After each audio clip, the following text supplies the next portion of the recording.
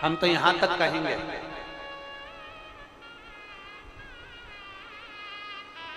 यहां तक कहेंगे, यदि इन नेत्रों की रोशनी भी अगर कम हो रही है ना, आप चश्मा लगाओ, डॉक्टर को दिखाओ, दवाइयां लो, जांचें कराओ, डॉक्टर बोले ऑपरेशन का ऑपरेशन कराओ, क्योंकि हमने पहले भी कहा कि डॉक्टर शंकर का एक रूप होता है। हमने पहले भी कहा कि डॉक्टर शिव का एक रूप होता है। आप जांच कराइए, आप डॉक्टर को दिखाइए।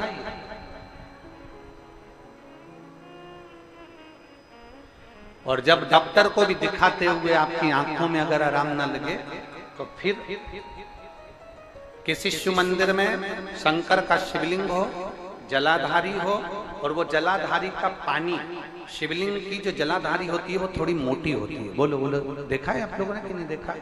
जिसपे ये शिवलिंग रखा रहता है, ये शिवलिंग जिस पे रखा है वो मोटा होता है कि नहीं? तो जलाधारी जो मोटी होती है ना चारों तरफ, तो शंकर पे चढ़ा हुआ जल इस जलाधारी में से जब यहाँ से बहकर आता है, उस स्थान पर अपनी हथेली का स्पर्श करिए और स्पर्श कर कर शंकर के मंदिर में ही नेत्रों को लगाने का प्रयास करिए। 22 से 25 दिन तक आंखों में लगाने का प्रयास करना।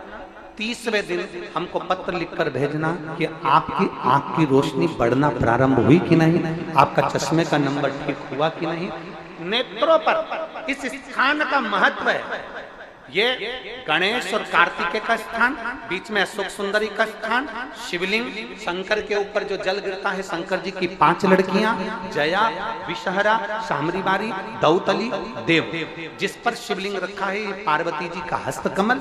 और ये जो भाग है जहां से जल नीचे गिर रहा है, ये 33 कोटि देवी देवताओं की जो धर्म पत्नियां हैं उनका स्थान होता है, जहां से ये जल नीचे की ओर आता है। उस स्थान पर अपनी हथेली का स्पर्श कर कर अपने नेत्रों पर लगाना प्रतिदिन प्रारंभ करो। 25 दिन के बाद बात करेंगे कि नेत्र की रोशनी बढ़ती है कि नहीं।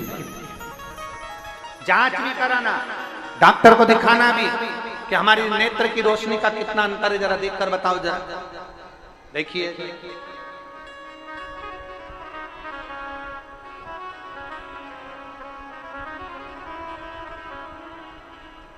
और मेरे भोले तेरा सहारा है, मेरे भोले तेरा सहारा है, मेरी नैया का तो किनारा है, मेरी नैया का तो किनारा। इन नेत्रों पर लगाने का प्रयास।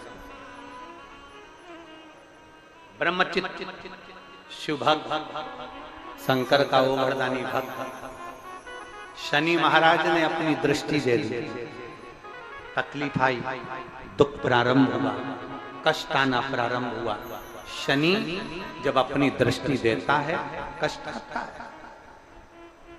और ऐसा कोई व्यक्ति नहीं जिसपे शनि की दृष्टि नहीं पड़ेगी।